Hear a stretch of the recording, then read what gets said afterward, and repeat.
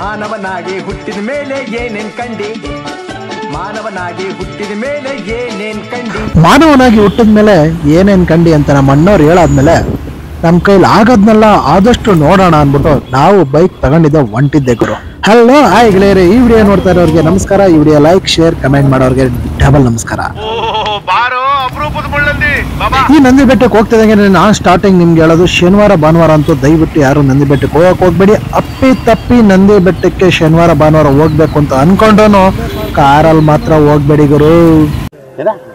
Morning view ನೋಡ್ಬೇಕು ಅಂತ ಏನಾದ್ರು ನೀವು ಕಾರ್ ತಗೊಂಡ್ ಬಂದ್ಬಿಟ್ರೆ ಮಧ್ಯಾಹ್ನ ಬಿಸಿಲು ತೋರಿಸ್ತಾರೆ ಹೊರತು ನಿಮ್ಗೆ ಮಾರ್ನಿಂಗ್ ವ್ಯೂ ಅಂತೂ ಇವ್ರು ನೋಡಕ್ಕಂತೂ ಬಿಡದೇ ಇಲ್ಲ ಗುರು ನಿಮ್ನ. ನಂದಿ ಬೆಟ್ಟಕ್ಕಂತೂ ನೀವು ಬೈಕಲ್ಲಿ ಬಂದ್ರೇನೆ ಬೆಸ್ಟ್ ಅಂತ ಹೇಳ್ತೀನಿ. ಆದ್ರೆ ಈ ಬೈಕಲ್ಲಿ ಬರೋರ್ಗು ರಿಟರ್ನ್ ಹೋಗ್ಬೇಕಾದ್ರೆ ಒಂದು ಪ್ರಾಬ್ಲಮ್ ಇದೆ.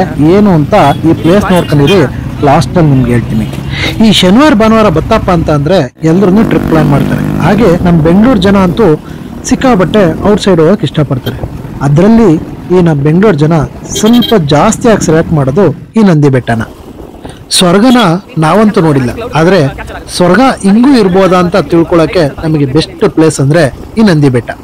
ನಾನು ನಿಮ್ಗೆ ಅವಾಗಲೇ ಶನಿವಾರ ಭಾನುವಾರ ಅಂತೂ ಈ ನಂದಿ ಬೆಟ್ಟಕ್ಕೆ ಬರಕ್ಕೆ ಹೋಗ್ಬೇಡಿ ಅಂತ ಅಂದೆ. ಆದ್ರೂ ಬಂದ್ರೂ ಈ ಕಾರಲ್ಲಂತೂ ಬರಲೇಬೇಡಿ ಅಂತ ಹೇಳಿದೆ. ಯಾಕೆ ಅಂತ ಈ ವಿಡಿಯೋ ನೋಡಿ ನಿಮ್ಗೆ ಗೊತ್ತಾಗುತ್ತೆ. ನೋಡಿ, ಈ ತರ ಒಂದ್ ಸೈಡ್ ಫುಲ್ ಸ್ಟಾಪ್ ಮಾಡ್ಬಿಡ್ತಾರೆ ಕಾರ್ಗಳನ್ನ. ಈ ತರ ಕಾರ್ಗಳು ನಿಲ್ಸಿ ಇನ್ನೊಂದ್ ಕಡೆ ಬೈಕರ್ಸ್ಗಳನ್ನ ಬಿಟ್ಬಿಡ್ತಾರೆ. ಬೈಕರ್ ಆರಾಮಾಗಿ ಹೋಗಿ ಆರಾಮಾಗಿ ಬರ್ತಾರೆ. ನಾನು ಹೋಗ್ಬೇಕಾದ್ರೆ ಆಲ್ರೆಡಿ ಬೆಳಗ್ಗೆ ಒಂದು 7 ಗಂಟೆ 7:30 ಆಗಿತ್ತು. ನೋಡಿ, ಈ ತರ ಆರಾಮಾಗಿ ಆಟ ಆಡ್ಕೊಂಡೆಲ್ಲ ಹೋಗ್ಬಿಡ್ತಾರೆ ಬೈಕವ್ರು. ಆದ್ರೆ ಕಾರ್ನವ್ರು ಮಾತ್ರ ಪಾಪ ಈ ತರ ನಿಲ್ಸ್ಕೊಂಡು ನಮ್ಮನ್ನ ಯಾವಾಗ ಬಿಡ್ತಾರೋ ಅಂತಾನು ಸ್ವಲ್ಪ ಜನ ವೇಟ್ ಮಾಡ್ತಿರ್ತಾರೆ. ಇನ್ ಸ್ವಲ್ಪ ಜನ ಕಾರಲ್ಲೇ ಪಾರ್ಕ್ ಮಾಡ್ಬಿಟ್ಟು ನಡ್ಕೊಂಡು ಹೋಗ್ತಾ ಇರ್ತಾರೆ. ಈಗ ಗೊತ್ತಾಯ್ತಾ ನಾ ಯಾಕೆ ಬೈಕಲ್ಲಿ ಹೋಗಿ ಕಾರ್ನ ಸ್ವಲ್ಪ ಅವಾಯ್ಡ್ ಮಾಡಿ ಅಂತ ಹೇಳಿದೆ ಅಂತ. ನಾವು ಫ್ಯಾಮಿಲಿ ಇದೀವಿ, ಕಾರ್ನೇ ತಗೊಂಡು ಹೋಗ್ಬೇಕು, ಬಟ್ ಏನ್ ಮಾಡ್ಬೇಕು ಅನ್ನೋರ್ಗೆ ಒಂದು ಆಪ್ಷನ್ ಇದೆ. ಏನಪ್ಪಾ ಅಂತಂದ್ರೆ ಈ ತರ ಆಟೋದಲ್ಲಿ ಕೂಡ ಹೋಗ್ಬೋದು. ನೀವು ಕೆಳಗಡೆನೆ ಕಾರ್ನ ಪಾರ್ಕ್ ಮಾಡ್ಬಿಟ್ಟು ಆಟೋಗಳಲ್ಲಿ ಹೋಗ್ಬಿಡಿ, ಬೆಸ್ಟ್ ಅಂತಾನೆ ಹೇಳ್ತೀನಿ. ನಂದಿ ಬೆಟ್ಟ ಅಂತಿದ ತಕ್ಷಣ ಎಲ್ರಿಗೂ ಅನ್ಸೋದು ಆ ನಂದಿ ಬೆಟ್ಟಕ್ಕೆ ಹೋಗೋರು ಬರೇ ಹುಡುಗಿರು, ಫ್ಯಾಮಿಲಿ ಏನು ಹೋಗಲ್ಲ ಅಂತ ಅಂತಾರೆ. ಹೌದು, ನಾನ್ ಕಂಡಂಗೆ ಹುಡುಗಿರೇ ಜಾಸ್ತಿ ಇದ್ರು, ಹಾಗೆ ಫ್ಯಾಮಿಲಿ ಕೂಡ ಇದ್ರು. ಆಲ್ಮೋಸ್ಟ್ ಬೆಳಗಿನ ಜಾವ 7 ಗಂಟೆಗೆ ನಾನು ನಂದಿ ಬೆಟ್ಟ ರೀಚ್ ಆಗಿದ್ದೆ. ಅದಕ್ಕೆ ವೆದರ್ ಮಾತ್ರ ಮಸ್ತಾಗಿತ್ತು ಗುರು, ಹಂಗೆ ಚಿಲ್ಲ ಕೂಡ ಇತ್ತು. ಬೈಕ್ ರೈಡ್ ಲವರ್ಸ್ಗಂತೂ ಬೆಸ್ಟ್ ಪ್ಲೇಸ್ ಅಂತಾನೆ ಹೇಳ್ತೀನಿ ಈ ನಂದಿ ಹಿಲ್ಸ್.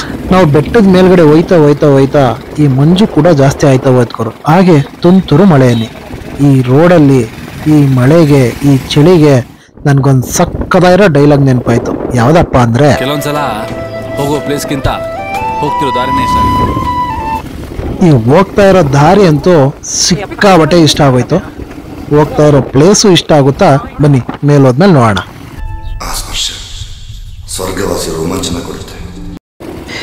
ಈ ಬೆಳಗ್ಗೆನೆ ಈ ರೋಡಲ್ಲಿ ಈ ಮಂಜಲ್ಲಿ ಈ ತರ ಎಕ್ಸ್ಪೀರಿಯನ್ಸ್ ಅಲ್ಲಿ ಹೋಯ್ತಾ ಇದ್ರೆ ನನಗೆ ಸ್ಟಕ್ ಅಂತ ನೆನಪಾಗಿದ್ದ ಸಾಂಗ್ ಯಾವ್ದಪ್ಪ ಅಂದ್ರೆ,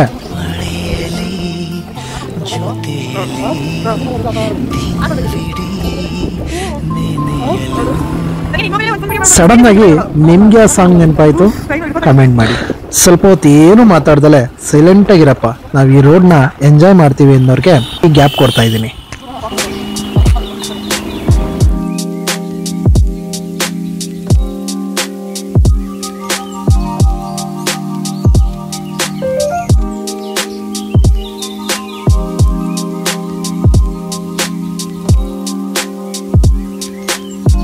ಫೈನಲಿ ನಿಮ್ಮೆಲ್ರಿಗೂ ನಂದಿ ಬೆಟ್ಟಕ್ಕೆ ಸ್ವಾಗತ ಸುಸ್ವಾಗತ.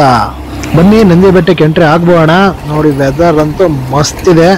ಸೊ ಇಲ್ಲೆಲ್ಲರೂ ಬೈಕ್ ಪಾರ್ಕಿಂಗ್ ಮಾಡೋಣ ಅಂದ್ರೆ ಸಿಕ್ಕಾಬಟ್ಟೆ ಕ್ರೌಡ್ಗಳು. ನಾನು ಒಬ್ಬನೇ ಬೆಳಗ್ಗೆ 7 ಗಂಟೆಗೆ ಬರೆಸ್ಕೊಂಡ್ ಬಂದ್ಬಿಟ್ಟಿದ್ದೀನಿ. ಅಂದ್ರೆ ನನಗಿಂತ ಮುಂಚಾಗಿ ಇಷ್ಟು 1000 ಜನ ಬಂದ್ಬಿಟ್ಟಿದ್ದಾರೆ. ಇವರೆಲ್ಲ ಇನ್ನೆಷ್ಟು ಬೇಗ ಬಿಟ್ರು ಗುರು, ಎಲ್ಲಿಂದ ಬಂದ್ರು, ಏನ್ ನೈಟ್ ಇಲ್ಲೇ ಬಂದು ಮಲಗ್ಬಿಟ್ಟಿದ್ರ ಅನ್ಸ್ಬಿಡ್ತು. ನನಗೆ ಒಂದು ಕ್ಷಣ ತಲೆ ಗಿರ್ರ ಅನ್ಬಿಡ್ತು. ಹಂಗೋ ಹಿಂಗೋ ಹುಡುಕಿ ತಡ್ಕಿ ಸ್ವಲ್ಪ ಜಾಗ ಹುಡುಕ್ಬಿಟ್ಟು ಅಲ್ಲಿ ಬೈಕ್ ಪಾರ್ಕ್ ಮಾಡ್ಬಿಟ್ಟು ಇದ್ ಕಡೆ ಬಂದೋ ಶಿವ. ಇನ್ನು ನಾವು ಇಲ್ಲಿಂದ ಬೆಟ್ಟದ ಮೇಲೆ ಹೋಗ್ಬೇಕು ಅಂದ್ರೆ ಎಂಟ್ರಿ ಫೀಸ್ ಕಟ್ಟಬೇಕು. ಬೈಕು ಪ್ಲಸ್ ಇಬ್ಬರಿಂದ 110 ರೂಪಾಯಿ ಚಾರ್ಜಸ್ ಮಾಡ್ತಾರೆ. ಇಷ್ಟೆಲ್ಲ ಜನಸಾಗರ ನೋಡಿದ ತಕ್ಷಣ ನನಗೊಂದು ಕ್ಷಣ ಅನ್ಸಿದ್ದು ಏನ್ ಗೊತ್ತಾ,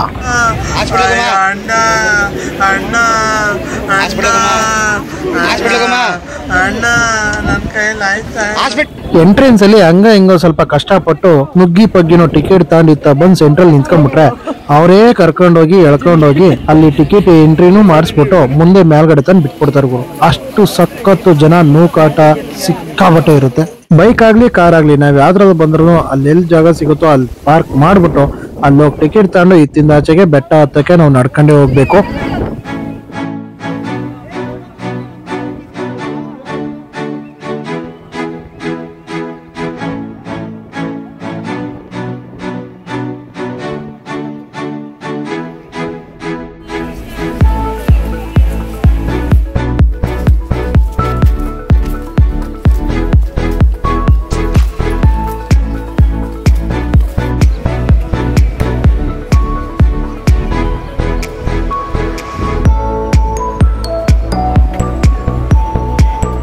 ಇನ್ನೇನು ನಾವು ಫೈನಲ್ ಆಗಿ ಬೆಟ್ಟ ಹತ್ತೇ ಬಿಟ್ಟು ನೋಡಿ ಇಲ್ಲೆಲ್ಲ ಮೆಟ್ಲು ಇದೆ. ಈ ಮೆಟ್ಲು ಹತ್ತ ಬರ್ತಾ ಇದ್ರೆ ಸ್ಟಾರ್ಟಿಂಗ್ ನಮ್ಗೆ ಆಂಜನೇಯ ಸ್ವಾಮಿ ದೇವಸ್ಥಾನ ಸಿಗುತ್ತೆ.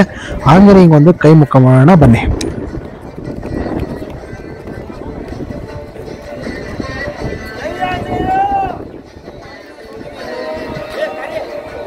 ಬಾಸ್ನ ನಮಸ್ಕಾರ ಎಲ್ಲ ಮಾಡ್ಕೊಂಡಾದ್ಮೇಲೆ ನಮ್ಗೆ ನೆಕ್ಸ್ಟ್ ಸಿಗದೆ ನಮ್ಮ ಗಣಪತಿ ದೇವಸ್ಥಾನ.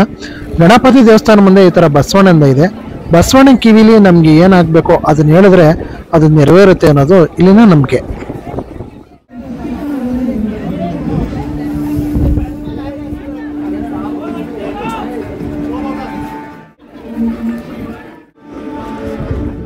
ಇದೆಲ್ಲ ನೋಡ್ಕೊಂಡು ಮುಂದಕ್ಕೆ ಹೋಯ್ತಾ ನನಗೊಂದು ಇಂಟ್ರೆಸ್ಟಿಂಗ್ ಸುದ್ದಿ ಅನ್ಸಿದ್ ಏನಪ್ಪಾ ಅಂತ ಅಂದ್ರೆ ನೋಡಿ ಇಲ್ಲಿ ನೀರು ಅರ್ಧನೇ ಕಲ್ಲು ಈ ತರ ಆಗ್ಬಿಟ್ಟಿದೆ. ನೀರ್ಗಿನ್ನೆಷ್ಟು ಪವರ್ ಇರಬೇಕು. ಈ ನಂದಿ ಬೆಟ್ಟಕ್ಕೆ ಆಲ್ಮೋಸ್ಟ್ ಜನ ಬರೋದು ಇಲ್ಲಿ ಮೋಡ ನೋಡಕ್ಕೆ. ನಾವು ಮಾರ್ನಿಂಗೇ ಬಂದಿದ್ದ ಕಾರಣ ನಮ್ಗಿನ್ನೂ ಫಾಗ್ ಇತ್ತು ಹೊರತು ಮೋಡ ಇನ್ನೂ ಬಂದಿರಲಿಲ್ಲ. ಸೊ ಆ ಮೋಡಕ್ಕೋಸ್ಕರನೇ ಎಲ್ಲರೂ ವೆಯ್ಟ್ ಮಾಡ್ತಾ ಇದ್ರು.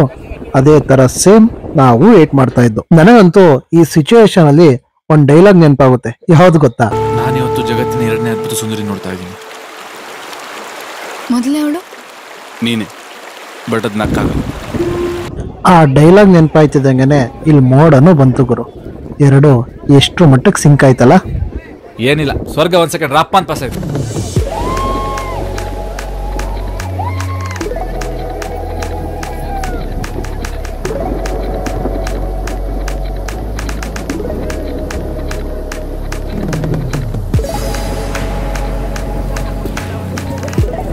ಈ ತರ ಸುಂದರವಾಗಿರುವಂತ ಟೂರಿಸಂ ಪ್ಲೇಸ್ ಅಲ್ಲಿ ದಯವಿಟ್ಟು ನಮ್ದೊಂದು ಕಿವಿ ಮಾತು, ಯಾರೂ ಪ್ಲಾಸ್ಟಿಕ್ ನ ಎಲ್ಲೆಲ್ಲಿ ಬೇಕೋ ಅಲ್ಲಲ್ಲಿ ಎಸಿಬೇಡಿ.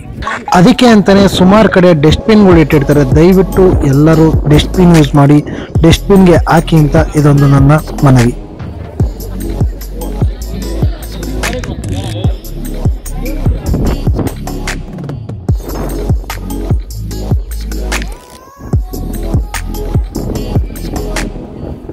ಇದನ್ನ ನೋಡಿದ್ಮೇಲೆ ಅನ್ಸ್ತು ಗುರು, ಎಲ್ಲೋ ಇಲ್ಲ ಗುರು ಸ್ವರ್ಗ, ಇದೇ ಸ್ವರ್ಗ. ಸ್ವರ್ಗ ಹುಡಿಕೊಂಡು ಎಲ್ಲೆಲ್ಲೋ ಯಾಕೆ ಗುರು ಹೋಯ್ತ್ಯಾ? ಬಾ ಗುರು ನಮ್ ನಂದಿ ಬೆಟ್ಟಕ್ಕೆ, ಇಲ್ಲೇ ಇದೆ ಸ್ವರ್ಗ.